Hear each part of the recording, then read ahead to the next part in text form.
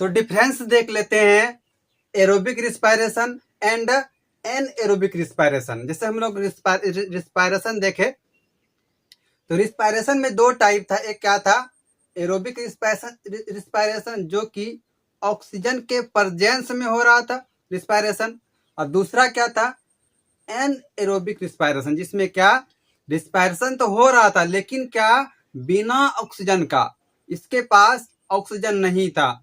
तो इन दोनों में डिफरेंस क्या है aerobic respiration and anaerobic respiration में? आइए दोनों को देख लेते हैं, अच्छे से समझ लेते हैं।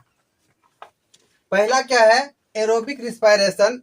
एरोबिक रिस्पायरेशन में क्या होता है कि ऑक्सीजन प्रेजेंस रहेगा। मतलब क्या, जब ये रिस्पायर करता है, रिस्पायरेशन करता है, तो in the presence of oxygen, मतलब ये ऑक्सीजन के प्रेजेंस में रिस्पायरेशन कर रहा है।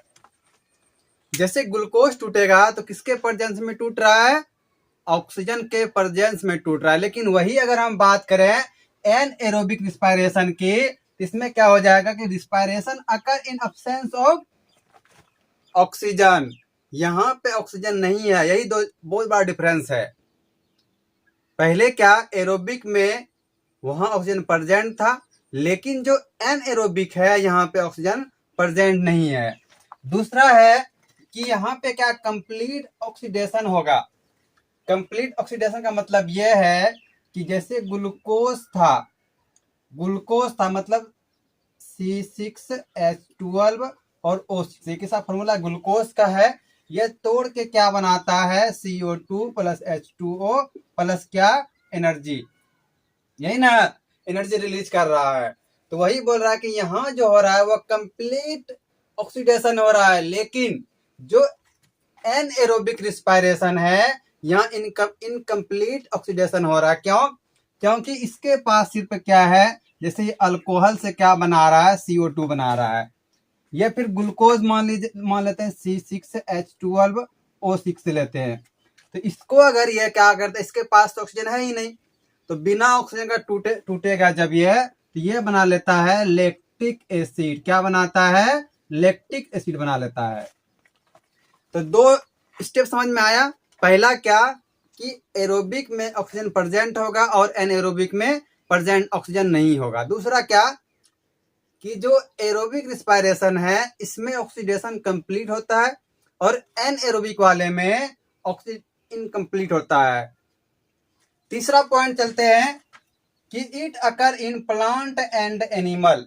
यह कहाँ पाया जाता है, एक तो प्लांट में पाया जाता है, दूसरा क्या एनिमल में पाया जाएगा। लेकिन अगर हम एनएरोबिक की बात करें तो इसमें जो है जैसे बैक्टीरिया हो गया कि जो एनएरोबिक रिस्पायरेशन करता है। दूसरा क्या ह्यूमन मसल्स हो गया। ह्यूमन मसल्स जैसे क्या हम लोग का बॉडी है और बहुत सारे मसल्स होते हैं। तो हम लोग जब ज्यादा काम करते हैं, ज्यादा मान लेते हैं दौड़ गए बहुत ज्यादा, जब हमारा बॉडी दौड़ रहा होता है तो उसको ज्यादा एनर्जी चाहिए, ज्यादा ग्लूकोज चाहिए और ज्यादा क्या ऑक्सीजन भी चाहिए। तो ऑक्सीजन ज्यादा चाहिए तो उतना मात्रा में जब नहीं मिलता है तो यह क्या करेगा, हमारा सेल खुद ही क्या करता है एनएरोबिक रिस्पायरेशन करके ऑक्सीजन को बनाता है। और ये रहता कहाँ है, जैसे हमारा माइटोकॉन्ड्रिया है तो माइटोकॉन्ड्रिया के पास ये एनएरोबिक वाला सिस्टम है जो कि खुद से क्या बना सकता है, अपना एक रिस्पायरेशन कर सकता है। अब ये चौथा पॉइंट है कि एक मॉलिक्यूल अगर ग्लूकोज का लेते हैं हम तो ये कितना एनर्जी हमको देता है, 38 एटीपी जनरेट करता है। किसमें, एरोबिक रिस्पायरेशन में। एक मॉलिक्यूल के बदले कितना कर रहा है, 38 एटीपी दे रहा है। वही अगर हम लोग एनएरोबिक की बात करें, क्योंकि इसके पास बाहर से ऑक्सीजन नहीं मिल रहा है तो ये क्या करे, कम करेगा। तो ये एक के बदले कितना दे रहा है, 2 एनर्जी दे रहा है। एक के बदले 2 एनर्जी। वही अगर दोनों का फॉर्मूला देख लें तो एरोबिक का क्या होता है कि जैसे C6H12O6 ग्लूकोज हो गया, इसका नाम क्या है ग्लूकोज, और ये ऑक्सीजन। जब ग्लूकोज और ऑक्सीजन को हम लोग मिलाते हैं, रिएक्शन करवाते हैं तो क्या बनता है, कार्बन डाइऑक्साइड। कार्बन डाइऑक्साइड और दूसरा क्या बनता है, वाटर बन रहा है और प्लस में एनर्जी रिलीज कर रहा है, एनर्जी रिलीज कर रहा है। वही अगर इसकी बात करें ये ग्लूकोज है, ग्लूकोज से क्या बना लेगा, लैक्टिक एसिड बनाता है, और साथ ही साथ ये 2 एटीपी बना के एनर्जी को रिलीज करता है।